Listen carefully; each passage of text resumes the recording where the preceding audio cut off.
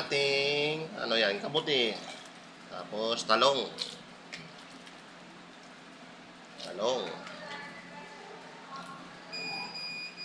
Tapos siling green.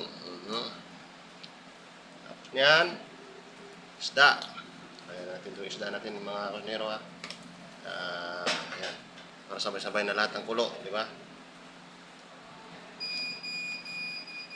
Dito. Yan ang presko natin na ano, isdang tulingan. Presko na presko yan mga kusinero. Hindi na kailangan na sinasabi nilang nabut-bunutin pa yung buntot. Yan mga kusinero. Takpan muna natin sa ating mahiwagang takip. Ito na rin ang ating lagay na natin yung pangsinigang natin na kalamansi mga kusinero. Yan ang ano natin, sinigang sa kalamansi.